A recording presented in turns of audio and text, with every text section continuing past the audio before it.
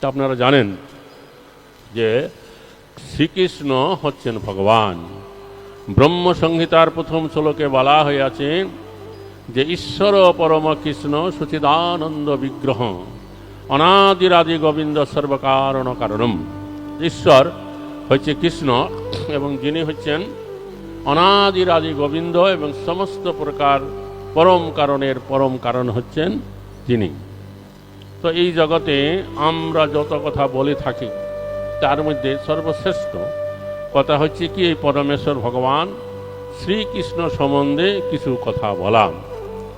আর যত রকমের কথা আমরা শুনে থাকি তার মধ্যে সর্বশ্রেষ্ঠ কথা হচ্ছে এই পরমেশ্বর ভগবান শ্রীকৃষ্ণ সম্বন্ধে কিছু কথা শোনা। তবে এই যে কৃষ্ণ, তার নাম আছে, তার রূপ আছে, গুণ আছে এবং লীলা আছে। নাম, রূপ, গুণ এবং লীলা। তো ভগবান কৃপা করে এই জগৎ জীবের প্রতি কৃপা করে তিনি বহুবিধ নাম বিস্তার করেছেন। নাম নামকারী বহুদা নিজ সর্বশক্তি তত্রর্পিত নিয়মিত শরণীন কালহ এতাদিশিত অবকৃপা ভগবান মমাপি দুর্ধৈব দৃশ্যমিহ জানি নানুরাগহম। যে ভগবান কৃপা করে কি করেছেন, বহুবিধ নাম বিস্তার করেছেন এবং তার এই নাম গ্রহণের কোনো বিধি নিয়ম কাল রাখেন নাই। তথাপি আমার এমনই দুর্ধৈব যে ভগবানের এহেন নামে আমার অতি উৎপন্ন হলো না।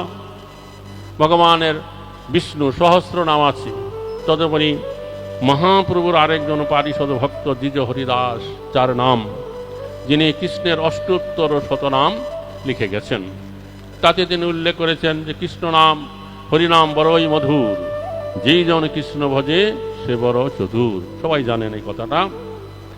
তো এতবিধ নাম কৃপা করে তিনি বিস্তার করেছেন। তারপরে ভগবানের রূপ আছে। ভগবানের রূপ হচ্ছে অনিন্দ সুন্দর। এই যা কিছু সৌন্দর্য এই ভগবান শ্রীকৃষ্ণের কাছ থেকে এসেছেন। তারপরে তার গুণ আছে, তিনি 64 প্রকার গুণের অধিকারী আছেন। তার ভিতরে প্রথম যে 50টা গুণ আছে, তাদের কোনো জীব ভগবানের যারা ভক্ত হবেন তারা সেই সমস্ত গুণের 50টা গুণের কিছু কিছু অধিকারী হতে পারেন। তার ঊর্ধ্বে যে 5টা গুণ আছে তার মধ্যে একমাত্র শিবের মাঝে আছে। আর 60টা গুণ অবধি বৈকুণ্ঠে যে ভগবান বিষ্ণু নারায়ণ আছেন তাদের মাঝে আছে। তার ঊর্ধ্বে যে 4টা গুণ তা একমাত্র ভগবান কৃষ্ণের মাঝে আছে, আর অন্য কোনো স্বরূপে নাই।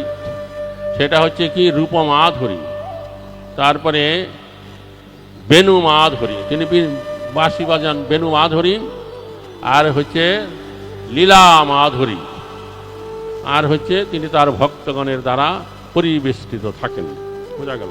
এই 4টা গুণ একমাত্র ভগবান শ্রীকৃষ্ণের স্বরূপে দেখা যায়, আর ভগবানের অন্য কোনো স্বরূপে তা কখনো দেখা যায় না।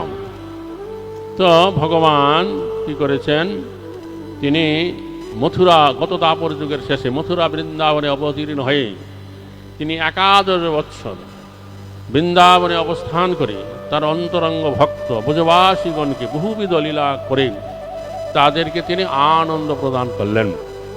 তারপরে তিনি মথুরায় গমন করে কংসকে নিধন করলেন এবং তার পিতা মাতা দেবকী বসুদেব এবং মথুরার রাজা কংসের পিতা উগ্রসেনকে কারাগার থেকে মুক্ত করে তিনি মথুরার সিংহাসনে অধিষ্ঠিত করালেন।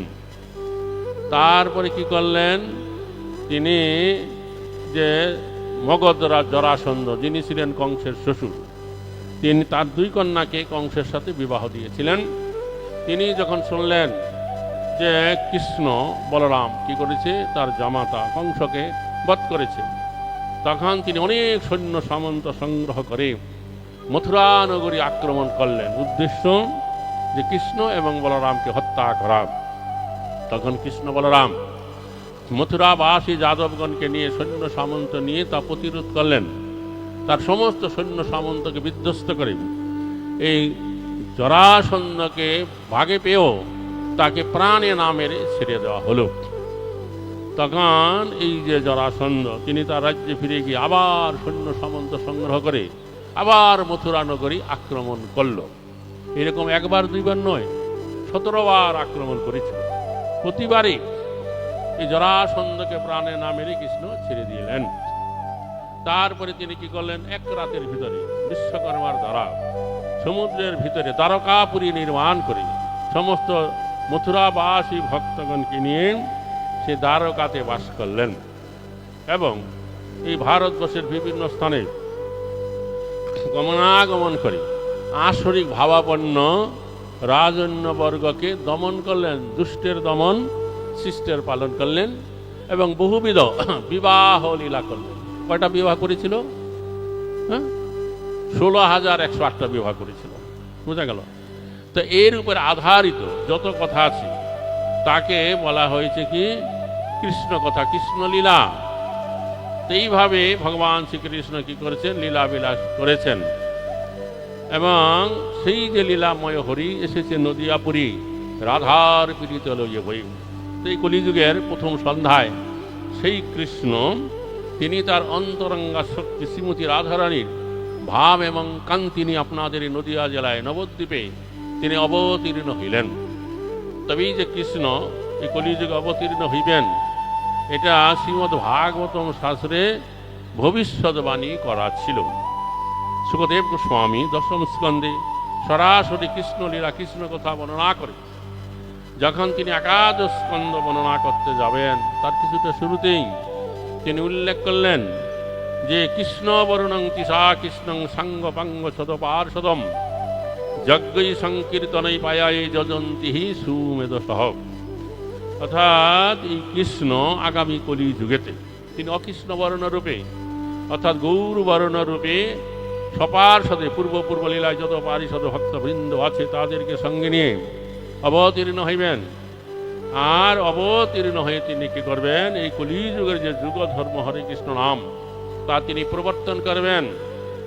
আর সর্বশেষে আরও একটা গুরুত্বপূর্ণ কথা বলা হলো যে যারা সুমেধা সম্পন্ন ব্যক্তি অর্থাৎ যারা খুব বুদ্ধিমান ব্যক্তি তারা তাকে এই হরিনাম সংকীর্তন যজ্ঞের দ্বারাই তার আরাধনা করবেন।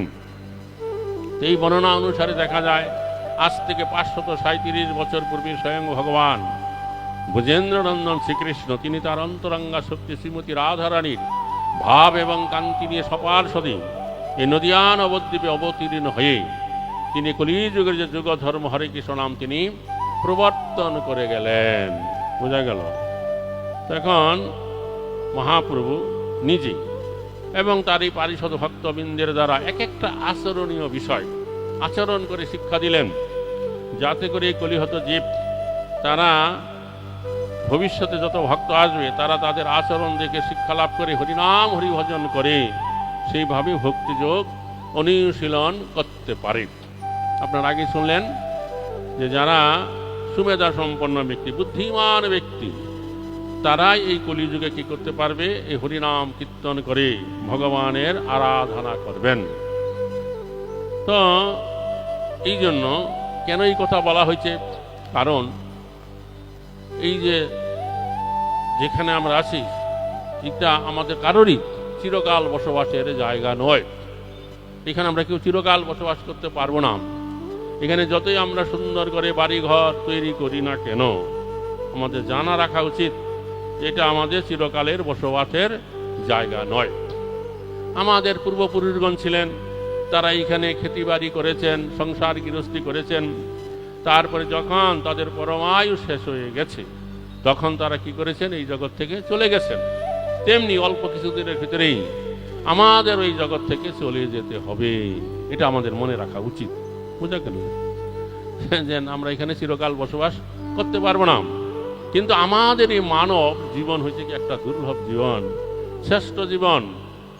বৈদিক শাস্ত্র থেকে জানতে পারা যায় যে 84 লক্ষ জীবজন্তু আছে, তার ভিতরে এই মানব জীবনকে বলা হয়েছে কি শ্রেষ্ঠ জীবন। কেন? কারণ এই মানব জীবন প্রাপ্ত হইলেই আমরা কি করতে পারি, হরিনাম হরিভজন করতে পারি। আর অন্য কোনো দেহধারী প্রাণীগণের জন্য সেই সুযোগ বা সুবিধা নেই। তারা সারা জীবন ধরে 4 প্রকার কর্ম করে তাদের জীবনটা অতিবাহিত করে দেয়। সেই 4 প্রকার কর্ম হচ্ছে কি আহার, নিদ্রা, ভয়, বোধন। যখন খিদে পায় খাদ্য গ্রহণ করে, তারপরে তারা তাদের সুবিধা অনুসারে একটুখানি ঘুমিয়ে নেয়। তারপরে অন্য কোনো বলশালী প্রাণীর কাছ থেকে তাদের ভয় আছে, বিপদের আশঙ্কা আছে, যার জন্য এই প্রাণী জগতের ভিতরে দেখা যায় প্রত্যেক প্রাণী আত্মরক্ষা করার, তার নিজেকে রক্ষা করার একটা প্রবণতা আছে। তারপরে তারা আরেকটা কর্ম করে কি, তারা বংশবৃদ্ধি করে। তো এই চারি প্রকার কর্মের ঊর্ধ্বে তারা আর অন্য কোনো কিছু করতে পারে না, ভাবতে পারে না, কারণ বিধাতা তাদেরকে সেই ক্ষমতা প্রদান করেনি। আর যখন কোনো জীব এই মানুষ হয়ে জন্মগ্রহণ করেন, যে মানুষ হয়ে জন্মগ্রহণ করবার সাথে সাথেই আমরা বিধাতার কাছ থেকে এই সমস্ত প্রাণীগণ অপেক্ষা একটা জিনিস আমরা অধিক পরিমাণে প্রাপ্ত হয়ে এসেছি। সেটা কি? সেটা হচ্ছে আমাদের এই চেতনা, চিন্তা বা ভাবনা করে কর্ম করবার এই যে প্রবণতা, তা আমরা প্রাপ্ত হয়ে গেছি। যার ফলে এই মানুষ হয়ে জন্মগ্রহণ করবার পর একটুখানি বড় হলেই আমরা চিন্তা করতে পারি, ভাবতে পারি যে আমি কে, আমি কোথায় ছিলাম, কেন আমি এই জগতে এসেছি, পরমেশ্বর ভগবানকে, তার সাথে আমার সম্পর্ক কি, আর এইখানে কেন আমি এইরকমভাবে দুঃখ কষ্ট ভোগ করছি। তা আপনারা এই জগতে এসে যে দুঃখ কষ্ট পাচ্ছেন, এটা কি বুঝতে পারেন? পারেন কি?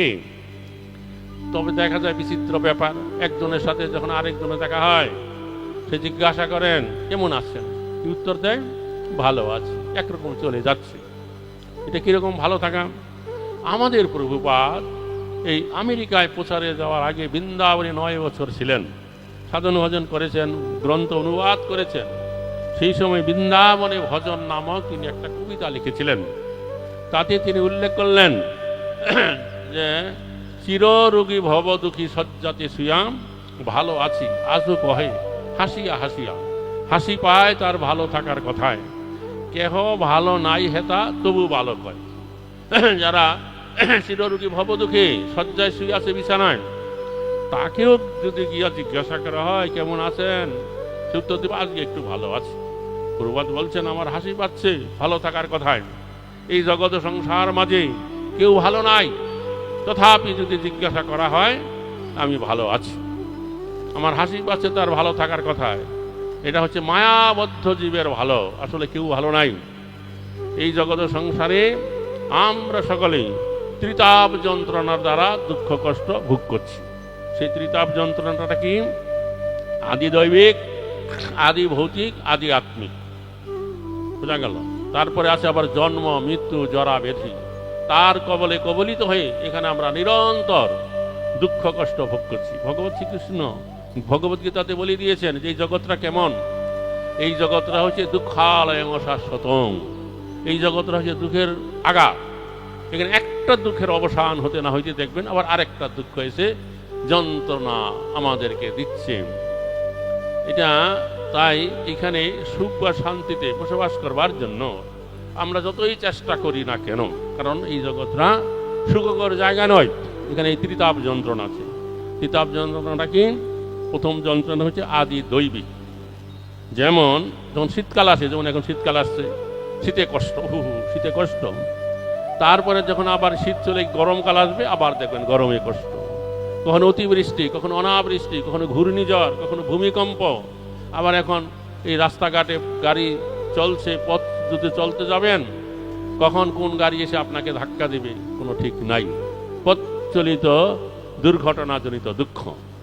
এইভাবে যে দুঃখ বা ক্লেশ আমরা পেয়ে থাকি, তাকে বলা হয়েছে আদি দৈবিক যন্ত্রণা, অর্থাৎ দৈবাদে যে ক্লেশ বা দুঃখ আমরা পেয়ে থাকি।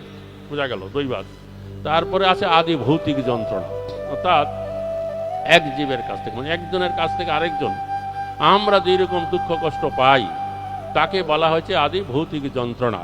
পূর্বকালে আমাদের দেশেতে অনেক গাছপালা, বন জঙ্গল খুব বেশি ছিল এবং অনেক বন্য হিংস্র জীবজন্তু ছিল।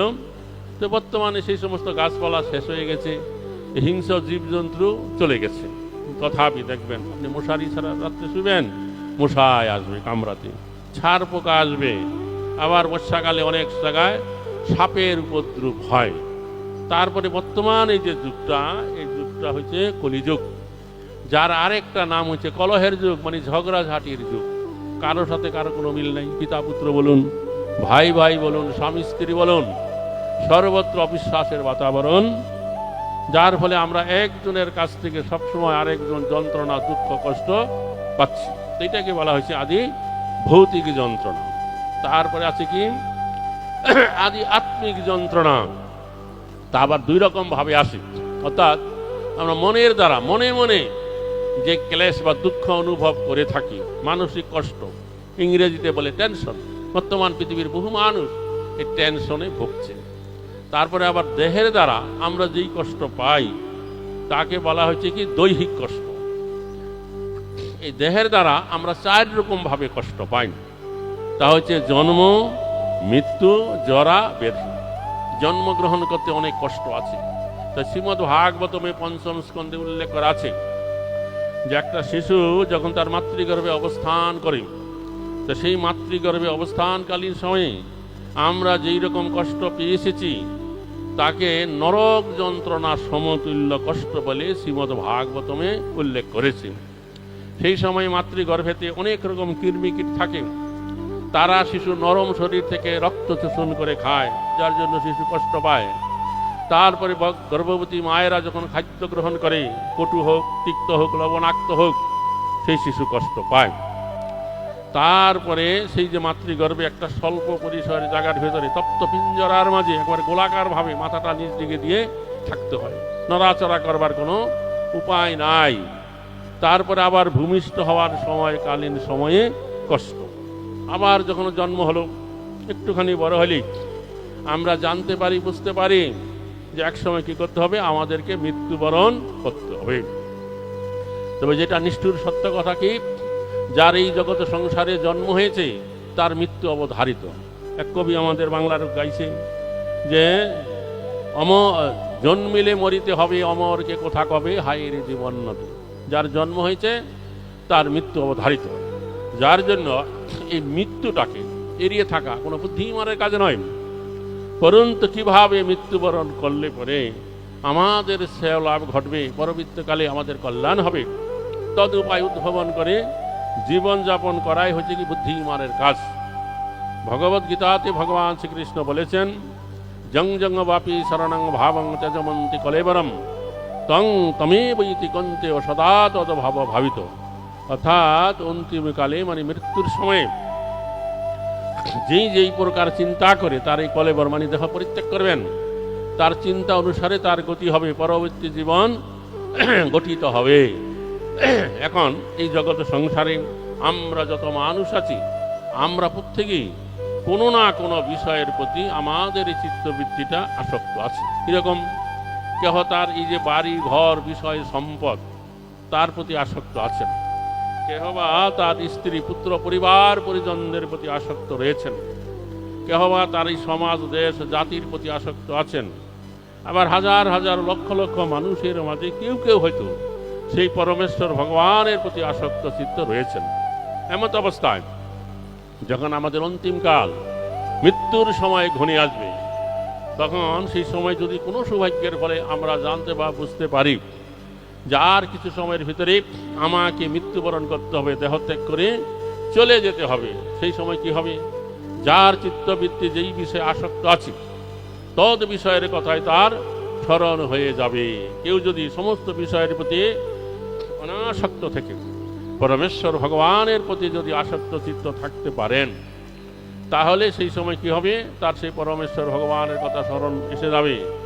তখন তিনি ভগবানের নাম, রূপ, গুণ, লীলা ইত্যাদি স্মরণ করে বা ভগবানের দিব্য নাম হরে কৃষ্ণ মহামন্ত্র কীর্তন করে যদি তিনি দেহত্যাগ করতে পারেন, তাহলে তিনি অবশ্যই পরমেশ্বর ভগবান শ্রী গোবিন্দের পাদপদ্মই প্রাপ্ত হয়ে যাবেন, তাতে কোনো সন্দেহ নেই।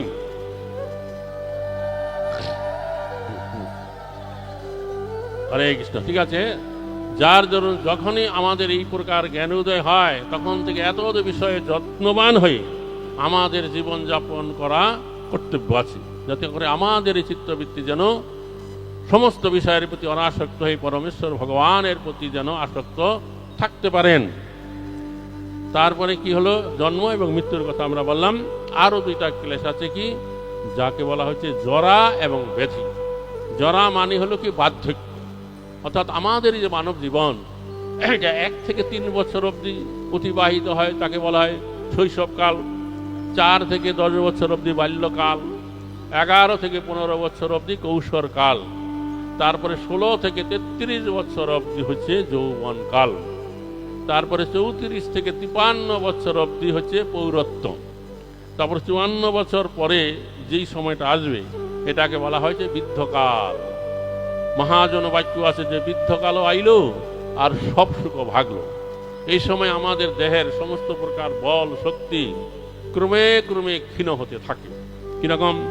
মাথার চুল পাকতে শুরু করে, কারো বা টাক পড়তে শুরু করে, দাঁত নড়বড় করতে খসে পড়ে, চোখের দৃষ্টিশক্তি কমে আসে, শরীরের চামড়া ঢিলা হতে শুরু করে। দর্পণেতে মুখ দেখলে পরে যৌবনকালের জৌলস আর খুঁজে পাওয়া যায় না। আমাদের এই চেহারাটা যেন বাংলা পাশের মতন পাকা হয়ে আসে। বুঝতে পারছেন? নিজের চেহারা নিজেরই পছন্দ হবে না। তো এই যে অবস্থাটা, এটা আমরা কেউ চাই না। আমরা সকলে চাই সুস্থ সবল থাকতে, কিন্তু এই যে প্রতিটা দিন প্রতিটা রাত অতিবাহিত হচ্ছে, আমরা কিন্তু সকলেই এইরকম বার্ধক্যের পানে এগিয়ে চলেছি, যার পরিণাম হচ্ছে কি আমাদের এই দেহের অবসান বা মৃত্যু। হরে কৃষ্ণ। এখন বর্তমান আমাদের এই পৃথিবীতে অনেক উন্নতশালী দেশ আছে, যেই সমস্ত দেশেতে অনেক বড় বড় ডাক্তার আছে, বৈজ্ঞানিক আছে, কিন্তু তারা কি করেছে, এমন সব নানা রকম পারমাণবিক অস্ত্র শস্ত্র তৈরি করছে, ওর একটা ছেড়ে দিলে সারা পৃথিবী ধ্বংস হতে পারে। কিন্তু আমাদের এই মানব দেহের যে বার্ধক্য, এটাকে রোধ করে দেওয়ার মতন কোনো ক্ষমতা, কোনো সামর্থ্য কেউ অর্জন করতে পারে নাই, এবং ভবিষ্যতে কেউ তা কখনো করতে পারবেও না। পরন্তু দেখা যাচ্ছে কি যতই দিন অতিবাহিত হচ্ছে, মানুষ কি করছে, প্রাকৃতিক পরিবেশটাকে আরো দূষিত করে তুলছে, যার ফলে আরো নিত্য নতুন রোগের প্রাদুর্ভাব ঘটছে, মানুষের এই পরমায়ু আরো কমতে শুরু করেছে। তো আমরা জন্ম মৃত্যু জরার কথা বললাম। আরো একটা ক্লেশ আছে কি, যাকে বলা হয়েছে ব্যাধি। ব্যাধি মানে হলো রোগ। আমাদের শাস্ত্রে উল্লেখ করা আছে, বৈদিক শাস্ত্রেতে, যে শরীর ব্যাধির মন্দিরম, অর্থাৎ আমাদের যে মানব দেহটা, এটা হচ্ছে কি সমস্ত প্রকার ব্যাধি বা রোগ জীবাণুদের মন্দির স্বরূপ। সারা পৃথিবী মন্দির স্বরূপ। এখন এই যে সারা পৃথিবী খুঁজলে এমন একটা মানব দেহ খুঁজে পাওয়া যাবে না যে মানব দেহটা সম্পূর্ণভাবে রোগমুক্ত আছে। আমাদের প্রত্যেকের ভিতরেই, দেহের ভিতরে কোনো না কোনো প্রকার রোগ জীবাণু রয়ে গেছে। এখন এই রোগের হাত থেকে রেহাই পাওয়ার জন্য আমরা আমাদের দেশে, গ্রামে, নগরে, বন্দরে যতই আমরা হসপিটাল, স্বাস্থ্যকেন্দ্র গড়ে তুলি না কেন, বা আমাদের দেশেতে যতই ডাক্তারের সংখ্যা আমরা বৃদ্ধি করি না কেন, কিন্তু আমাদের এই মানব জীবনের এই যে রোগ, এটা কিন্তু কখনোই সম্পূর্ণরূপে মুক্ত থাকবে না, যা আমাদের শাস্ত্র জানিয়ে দিচ্ছে শরীর ব্যাধির মন্দিরম।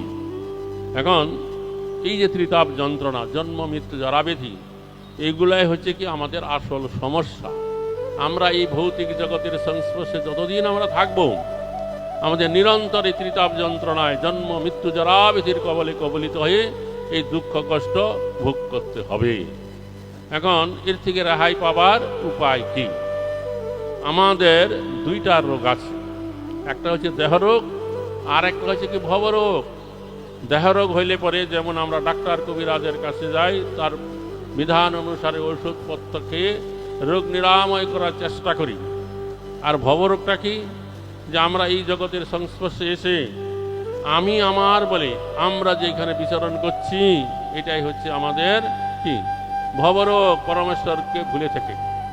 এখন এই ভগবত বহির্মুখী এই ভবরোগ নিরাময় করার সাধু বৈদ্য হচ্ছে কারা? যারা এই সাধু বৈদ্য শাস্ত্র আছে, তাদের কাছে গিয়ে তাদের পরামর্শ অনুসারে যদি আমরা জীবনযাপন করব, তাহলে আমাদের এই ভবরোগ নিরাময় হবে। তবে এই যে কলিযুগের মাঝে আমরা আছি, এই কলিযুগে এই ভবরোগ নিরাময় করবার একমাত্র পন্থা হচ্ছে কি?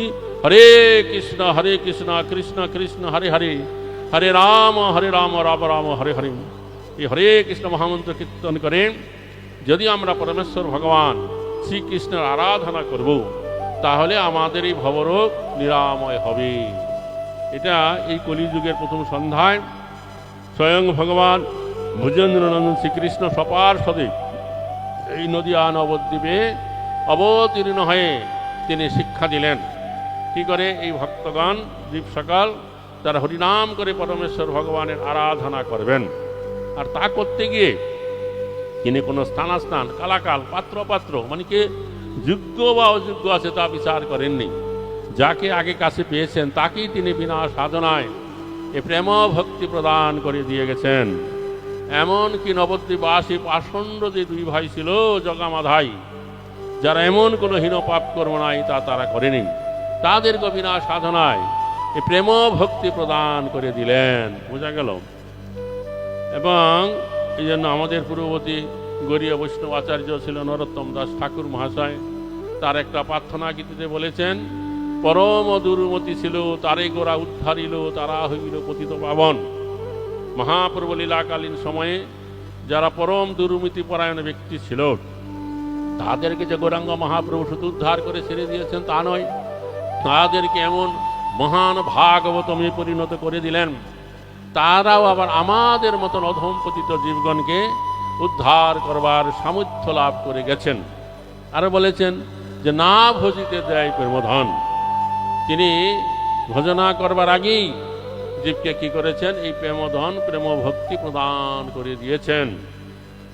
এইভাবে গৌরাঙ্গ মহাপ্রভু নাম প্রেম প্রদান করে তিনি আমাদের এই ভারতবাসীগণের প্রতি একটা বিশেষ আজ্ঞা প্রদান করে গেছেন। তার সেই বিশেষ আজ্ঞাটা হলো কি, যে ভারত ভূমিতে হইল মনুষ্য জন্ম, যার জন্ম সার্থক করি কর পরোপকার। অর্থাৎ আমাদের এই যে ভারত ভূমি, এটা কিন্তু অত্যন্ত পুণ্যভূমি। পূর্ব লীলা কাল যুগ থেকে দেখা যায়, যখনই পরমেশ্বর ভগবান এই জগতে অবতীর্ণ হয়ে তিনি বিশেষ কোনো কার্য বা লীলা করতে ইচ্ছা করেছেন, তখনই তিনি ভারত ভূমিতে অবতীর্ণ হয়ে তা করে গেছেন। বোঝা গেল। ইউরোপ, আমেরিকা, আফ্রিকা কোনো দেশে ভগবান জন্মায় নাই, একমাত্র ভারত ভূমিতে জন্মগ্রহণ করেছেন। যার ফলে এই ভারত ভূমি হচ্ছে কি ভগবানের পদাঙ্কিত ভূমি। এই ভূমির উপর তিনি পদাচরণ করেছেন। এবং এই জন্য এই ভারতবর্ষে ভগবানের অনেক ধাম আছে, অনেক পবিত্র তীর্থ আছে। এই সমস্ত ধাম বা তীর্থাদিতে অনেক পবিত্র কুণ্ডাদি আছে। এই ভারত ভূমির অনেক নদ নদী আছে অত্যন্ত পবিত্র।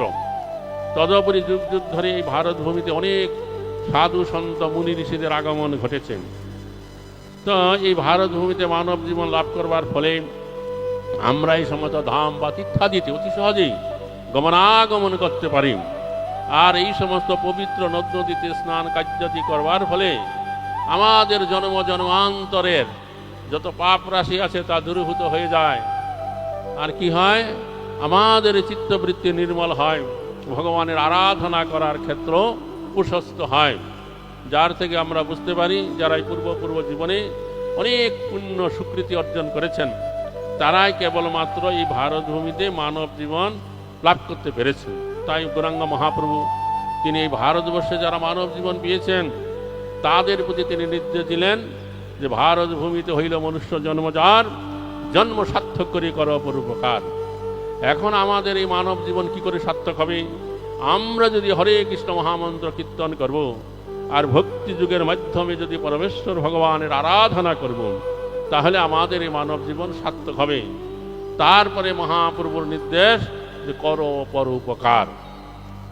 তো পরোপকার কি, যে আমি আগে বললাম আমাদের এখানে কীরকম দুঃখের মাঝে আছি, এই দুঃখের কারণও আমরা বলে দিয়েছি। যেহেতু এই জীব তারা ভগবত বহির্মুখ হয়েছে, পরমেশ্বর ভগবানকে ভুলে আছি। এই বহির্মুখ জীব যখন কৃষ্ণ উন্মুখ হবেন তখন তাদের এই দুঃখের ক্রমে ক্রমে অবসান হতে থাকবে। তো এই ভগবত বহির্মুখী জীব যাতে করে কৃষ্ণ নাম লয়, কৃষ্ণের ভজনা করে, যার জন্য তাদেরকে দ্বারে দ্বারে গিয়ে তাদের কাছে সেই কথা বলতে হবে। তারা যদি কৃষ্ণ নাম কৃষ্ণ ভজন করবে দুঃখের অবসান হবে। তারা কৃষ্ণ নাম কৃষ্ণ ভজন করে একসময় ভগবত প্রেম প্রাপ্ত হয়ে ভগবানের নিত্য ধামে ফিরে গিয়ে নিত্যকাল নিত্য আনন্দে তারা সেখানে অবস্থান করতে পারবেন। এই যে জগৎটা আমরা বললাম, এই জগৎটা কীরকম দুঃখালয় আছে, আর ভগবানের সেই যে চিন্ময় জগৎ, সেই চিন্ময় জগৎটা হচ্ছে কি নিত্য আনন্দময়। এই জগতের দুঃখের লেশ মাত্র সেখানে নাই। তবে আর একটা কথা হয়েছে কি, আমরা এই জগতে থেকে সেই চিন্ময় জগতের কথা আমরা বুঝতে পারি না, বুঝবার কথা নয়। তার কারণটা হইল কি, এই যে জগৎ যেখানে আমরা আছি, এই জগৎ হচ্ছে কালের অধীন। এখানে অতীতকাল ছিল, আর এই যে বর্তমান কাল যা চলছে দেখতে দেখতে তা অতীত হয়ে যায়, আর এখানে ভবিষ্যৎকাল আছে। এইরকম তিনটা কালের প্রবাহ এখানে আছে। আর সেই চিন্ময় জগতে এরকম কোনো কালের প্রবাহ নাই, সেখানে সবসময় নিত্য বর্তমান কালে বিরাজমান আছে। যার জন্য এই জগতে থেকে আমরা সেই চিন্ময় জগতের কথা বুঝতে পারি না, বুঝবার কথাও নয়। তথাপি আমাদের শাস্ত্র গ্রন্থে সেই চিন্ময় জগতের কথা কিছু কিছু নিদর্শন দেওয়া আছে, সেখানে উল্লেখ করা আছে। সেখানকার যে ভূমি জমি, সেই ভূমি হচ্ছে কি চিন্তামণি, বুঝতে পারছেন? যেমন এই জগতে বহু দেশ, বহু রাষ্ট্র নেতারা তারা তাদের দেশে অনুসন্ধান করে কোথায় তেলের খনি আছে, কয়লার খনি আছে, সোনার খনি, হীরার খনি আছে। আর সেখানে খুঁজতে হবে না, এই জমিটাই চিন্ময়, চিন্তামণি। বোঝা গেল কিরকম ব্যাপার? তার উপর দিয়ে আপনি হেঁটে চলবেন। তারপরে গিয়ে সেখানকার যারা অধিবাসী তারা সকল হচ্ছে নব যৌবন সম্পন্ন, নতুন যৌবন সম্পন্ন, অর্থাৎ 11 থেকে 15 বৎসর অবধি তাদের বয়স। তারা কখনো বৃদ্ধ হবে না, আর কোনোদিন কোনো ব্যাধি রোগগ্রস্ত হবে না। বোঝা গেল? কোনো ডাক্তার, কবিরাজ, হসপিটাল, ওষুধপত্রের দরকার নাই। বুঝতে পারছেন? আর সেখানকার যারা অধিবাসী তারা যখন এক স্থান থেকে আরেক স্থানে গমনাগমন করেন, কোনো গাড়ি ঘোড়ায় দরকার নেই, নৃত্য করতে করতে তারা এক স্থান থেকে আরেক স্থানে যায়। আর তারা যখন মনের ভাব প্রকাশ করে, একজনের সাথে আরেকজন কথা বলে, সেই কথাটাই হচ্ছে কি গান। গান আকারে জিজ্ঞাসা করবে, কথা বলবে, সে আবার গান আকারে উত্তর দিবে। আর সেখানকার যত বৃক্ষ আছে, গাছপালা, সেই বৃক্ষগণকে বলা হয়েছে কল্পবৃক্ষম। সেখানকার অধিবাসীগণ যখন যে কোনো গাছের কাছে যেয়ে তিনি যে কোনো জিনিস পাইতে ইচ্ছা করবেন, সঙ্গে সঙ্গে সেই বৃক্ষগণ সেই ফল তাকে আপনাকে প্রদান করে দেবে। মানে রান্না বান্না করে খাওয়া দরকার হবে না, হাতা খন্তা নাড়তে হবে না। সেই কোনো গাছের কাছে গিয়ে আপনি পোলাও খাইতে ইচ্ছা করবেন, সঙ্গে সঙ্গে পোলাও এসে যাবে। বুঝতে পারছেন? সবজি আমান্য করে, সবজি সংগ্রহ করে রান্না করতে হবে না। এইরকম একটা আনন্দময় জগৎ আছে। বুঝতে পারছেন? তো সেখানে কিভাবে আপনি যেতে হবে? এই যে গৌরাঙ্গ মহাপ্রভু এই জগতে অবতীর্ণ হয়ে যে হরিনাম দিলেন, কৃষ্ণ ভজন শিক্ষা দিয়ে গেলেন, সে হরিনাম হরি ভজন করে যদি আপনি ভগবত প্রেম প্রাপ্ত হবেন, তাহলে সেই জগতে চলে যাওয়ার যোগ্য আপনি হয়ে যাবেন। তখন এই জড়দেহ পরিত্যাগ করে একটা সেই জগতে যাওয়ার উপযুক্ত একটা চিন্ময় দেহ প্রাপ্ত হয়ে যাবেন। চিন্ময় জগতে যেতে হলে চিন্ময় দেহ প্রাপ্ত হতে হবে। সেখানে গিয়ে নিত্যকাল নিত্য আনন্দে সেখানে অবস্থান করতে পারবেন। বুঝতে পারছেন? তো আমাদের গৌরাঙ্গ মহাপ্রভু সেই উপদেশ দিয়ে গেছেন যে করো পরোপকার, সেই পরোপকার পাইয়ে দেওয়ার কথা বলেছেন। এবং মহাপ্রভু সেই নির্দেশ অনুসারে তার অনুগামী ভক্তগণ, পূর্ববর্তী গৌরীয় বৈষ্ণব আচার্যগণ, তারা নানা প্রকার কৌশল অবলম্বন করে আমাদের মতন নিত্যবদ্ধ জীবনকে ভগবত ধামে ফিরিয়ে নিয়ে যাওয়ার চেষ্টা, প্রয়াস তারা চালিয়ে এসেছেন। কীরকম?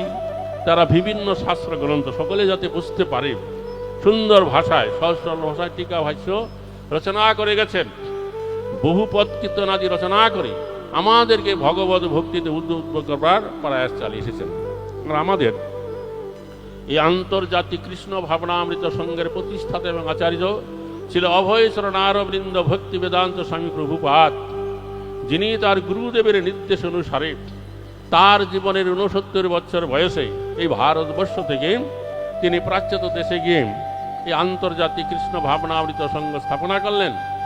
তার শেষ জীবনের শেষ 12টি বছর তিনি সমগ্র পৃথিবী 14 বার পরিভ্রমণ করে সমগ্র পৃথিবীব্যাপী 1.5 শতাধিক এই আন্তর্জাতিক কৃষ্ণ ভাবনামৃত সংঘের কেন্দ্র মন্দির স্থাপনা করলেন। এবং ভারতবর্ষে ফিরে এসেও তিনি সিদাম, মায়াপুর, সিদাম, বৃন্দাবন, দিল্লি, মুম্বাই, হায়দ্রাবাদ, চণ্ডীগড়, কলকাতা বড় বড় শহরে এই আন্তর্জাতিক কৃষ্ণ ভাবনামৃত সংঘের কেন্দ্র মন্দির স্থাপনা করলেন।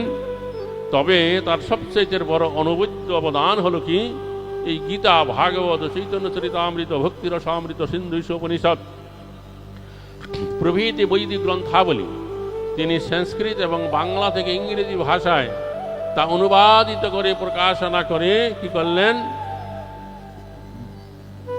প্রকাশনা করলেন এবং তার অনুগামী ভক্তগণের প্রতি তার নির্দেশ দিলেন। তার অনুবাদিত যত গ্রন্থাবলী আছে তা পৃথিবীর যত যত ভাষা আছে তত ভাষায় অনুবাদিত করে প্রকাশনা করে সেই সমস্ত ভাষাভাষী মানুষের মাঝে তা বিতরণ কার্য করতে তার অনুগামী ভক্তগণ সেই কার্য করে চলেছেন, যার ফলস্বরূপ সমগ্র পৃথিবীর ১৫০-র অধিক ভাষায় এই সমস্ত বৈদিক গ্রন্থাবলী অনুবাদিত হয়ে প্রকাশিত হয়ে সেই সমস্ত ভাষাভাষী মানুষের মাঝে তা বিতরণ কার্য চলছে, যার ফলে সমগ্র পৃথিবীর মানুষ আজ তারা তাদের নিজ নিজ ভাষায় আমাদের এই বৈদিক জ্ঞান তারা লাভ করতে পারছেন। আর এই সমস্ত গ্রন্থাবলী অধ্যয়ন করে তারা উপলব্ধি করতে পারছেন বর্তমানে এই যে কলিযুগ চলছে, এই কলিযুগে ভগবানের দিব্য নাম কীর্তন করা ছাড়া আর অন্য গতি নেই। তাই তারা হরে কৃষ্ণ নাম গ্রহণ করছেন, তারপরে ক্রমে ক্রমে এই বৈষ্ণব সদাচার পালন করে তারা হরিনামে দীক্ষিত হচ্ছেন। আর প্রতি বছরই ফাল্গুনী পূর্ণিমা আগমন উপলক্ষে তারা সিধা মায়াপুরে আসেন আর পদব্রজে নবদ্বীপ ধাম পরিক্রমা করে তারা কি করেন, এই জগন্নাথপুরী ধাম ভুজভূমি বৃন্দাবন আদি ধাম দর্শন করে তারা তাদের নিজ নিজ স্থান বেছে তারা ফিরে যান। এটা আমাদের এই ভারতবাসীগণের জন্য যে কত বড় গৌরবের বিষয় তা আমাদের প্রত্যেকেরই ভাবা উচিত এবং চিন্তা করা উচিত। মহাপ্রভুর একসময় ভবিষ্যৎবাণী ছিল যে পৃথিবীতে আছে যত নগরাদি গ্রাম সর্বত্র প্রচার হইবে মোর নাম। মহাপুরুষ এই ভবিষ্যৎবাণী বর্তমানে আমাদের আন্তর্জাতিক কৃষ্ণ ভাবনামৃত সংঘের মাধ্যমে বাস্তব রূপ লাভ করতে পেরেছে, বোঝা গেল। আর গত 46 বছর ধরে সিধা মায়াপুর থেকে শ্রী শ্রী হরে কৃষ্ণ নামহট্টের মাধ্যমে প্রচার কার্য চলছে। নামহট্ট কথাটার মানে হলো, নাম হচ্ছে ভগবানেরই নাম, ষোড়নাম 32 অক্ষর, আর হট্ট শব্দের মানে হচ্ছে হাট বা বাজার। সাধারণত কোনো স্থানে যখন বহু সংখ্যক লোক মিলিত হয়ে বিভিন্ন প্রকার দ্রব্যাদি ক্রয় বিক্রয় করে সেই স্থানকে হাট বা বাজার বলা হয়। আর এখানে নামের হাট বলা হলো কেন? যেখানে ভগবানের নাম কীর্তন করা হবে আর এই নামকে কেন্দ্র করে যত রকমের কথোপকথন ভাব আদান প্রদান হবে সেই স্থানকে বলা হয়েছে নামের হাট। তো ইস্কন অনুমোদিত এই নাম হট্ট গঠন করতে গেলে কমপক্ষে ৫-৭ জন ভক্ত তারা কমপক্ষে সপ্তাহে একদিন একটা কীর্তন অনুষ্ঠান করবেন। যে স্থানে এরকমভাবে রাধা মাধব পঞ্চতত্ত্ব গুরু পরম্পরার চিত্রপট বালিক্ষ রাখা থাকবে, একটা টবেতে তুলসী থাকবে। ভক্তগণ যদি সন্ধ্যাবেলা সেখানে মিলিত হন তাহলে তুলসী বন্দনা গুরারতি কীর্তন করে পঞ্চতত্ত্ব মহামন্ত্র কীর্তন গিয়ে সেখানে বসবেন, সমবেতভাবে জয়ধ্বনি দিয়ে বসবেন, সমবেতভাবে মঙ্গল আচরণ করে পূর্ববর্তী গরীয় বৈষ্ণব মহাজনগণের রচিত কীর্তনের পর থেকে গুরু বন্ধনা বৈষ্ণব বন্ধনা এবং গৌরনীতের বন্ধনামূলক কিছু কীর্তন তারা করবেন। তারপরে তারা কি করবেন, তাদের ভিতর থেকে একজন এই গীতা ভাগবত কোনো ভক্তিমূলক গ্রন্থ থেকে পাঠ করবেন, ব্যাখ্যা করবেন। তারপর কারো কোনো প্রশ্ন থাকলে তা মীমাংসা করবেন। তারপর আবার কিছুক্ষণ সময় হরিনাম কীর্তন করে এই অনুষ্ঠানটা সমাপ্ত করবেন।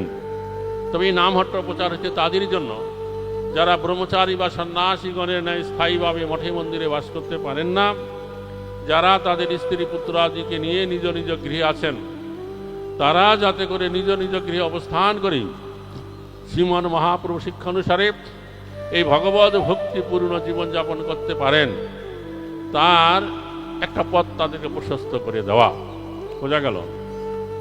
আর আমাদের দেশে গায়ের মানুষের মাঝে একটা কথা প্রচলিত আছে, তারা অনেক সময় অনেকে বলে থাকেন যে সংসার ধর্ম হয়েছে বড় ধর্ম, কিন্তু বাস্তবিক পক্ষে কি প্রকার সংসার ধর্মকে যে বড় বলা হয়েছে তৎবিষয়ে অনেকের একটা স্পষ্ট ধারণা নেই।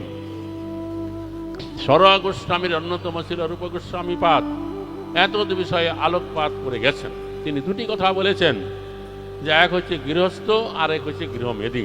অর্থাৎ এই যে আপনি সংসার ধর্ম পালন করবেন তার একটা কেন্দ্র থাকা চাই, যে কাকে কেন্দ্র করে আপনি সংসার ধর্ম পালন করবেন।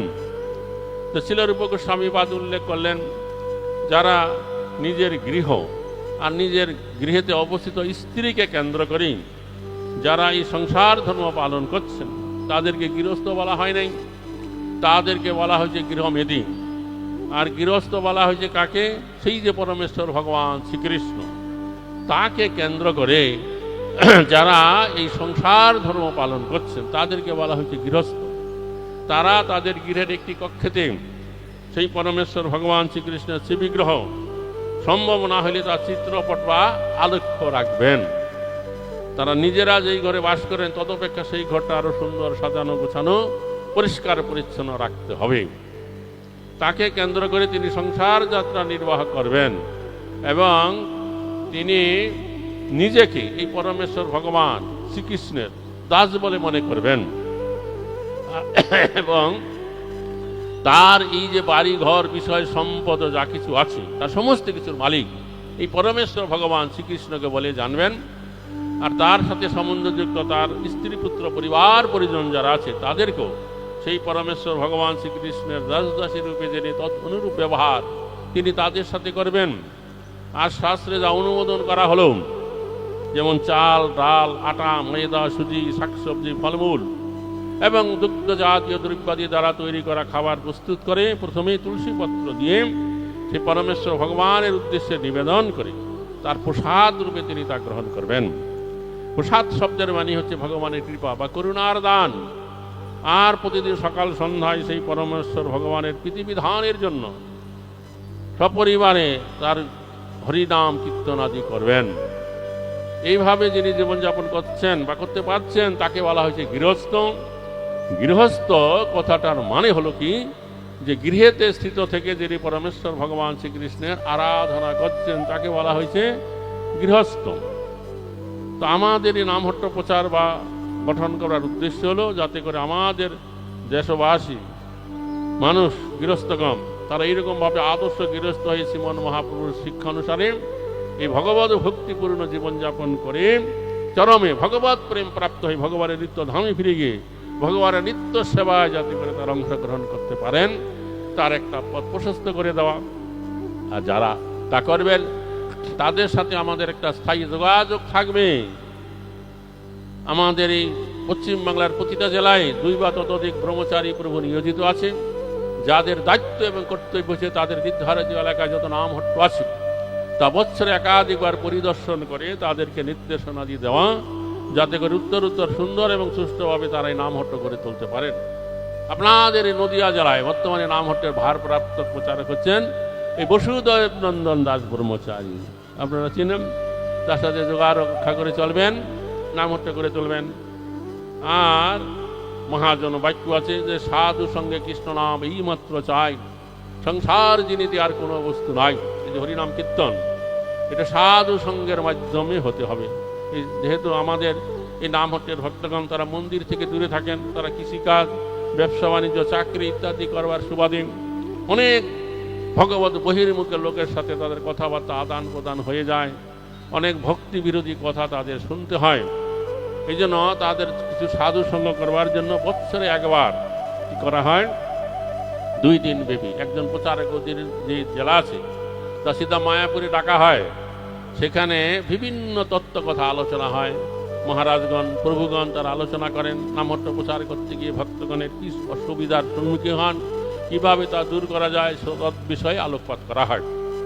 তারপরে প্রতি বছরই এই ফাল্গুনী পূর্ণিমা আগমন উপলক্ষে 8 দিন ব্যাপী এই নবদ্বীপ ধাম পরিক্রমা করা হয়। এই যে নবদ্বীপ কথাটার মানে হল 9টা দ্বীপের সমন্বয়ে গঠিত। তা পদব্রজে হরিনাম সংকীর্তন মুখে প্রচার হবে এবং স্থানে স্থানে যেখানে ধামের বিশেষ মহিমা আছে তা বর্ণনা করা হয়। তারপরে মহাপ্রভু তার পারিষদ ভক্তগণের যে লীলা আছে তা কথা আলোচনা হয়। তারপরে সপ্তাহান্তে সিধা মায়াপুরে ফিরে এসে আশায় মহামিলন হবে। তারপরে ভক্তগণ যার যার নিজ নিজ গৃহে ফিরে যান, কেউ বা ফাল্গুনী পূর্ণিমা উদযাপন করে যান। তারপরে প্রতি বছরেই কার্তিক মাস দামোদর মাসে 1 মাস ব্যাপী 84 ক্রোশ ব্রজমণ্ডল পরিক্রমা করা হয়। ঠিক তারপর পরই 4 দিন ব্যাপী জগন্নাথপুরী ধাম পরিক্রমা করা হয়। এইভাবে আমাদের নামহট্ট প্রচার এগিয়ে চলেছে। এই উত্তর পূর্ব ভারতে এরকম হাজার হাজার নামহট্টর সঙ্গে রয়েছে। আপনারা যারা ইতিমধ্যেই এই নামহট্ট সঙ্গের সঙ্গে যুক্ত হয়েছেন তারা খুবই ভাগ্যবান আছেন। তারা চেষ্টা করবেন আপনাদের পারিপার্শ্বিক বন্ধু বান্ধব আত্মীয় স্বজন তারাও যাতে করে নামহট্ট সঙ্গের সঙ্গে যুক্ত হয়ে শ্রীমন মহাপ্রভু শিক্ষা অনুসারে এই ভগবত ভক্তিপূর্ণ জীবনযাপন করে তারা তাদের এই মানব জীবনকে সাফল্যমণ্ডিত করে চলতে পারেন। হরে কৃষ্ণ, ধন্যবাদ। নিতাই গৌর প্রেমানন্দে, হরি হরি বল। জয় বাঞ্ছা কল্প তরুভচ্চ কৃপা সিন্ধু বয়বচ পতিতানাং পাবনেভ্যো বৈষ্ণবেভ্যো নমো নমঃ। হরে কৃষ্ণ। এতক্ষণ আমি যা আলোচনা করলাম এর ভিতরে আপনাদের কোনো প্রশ্ন থাকলে এখন উত্থাপন করতে পারেন।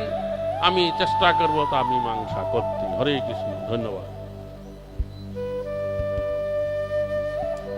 হরে কৃষ্ণ। আপনাদের কোনো প্রশ্ন?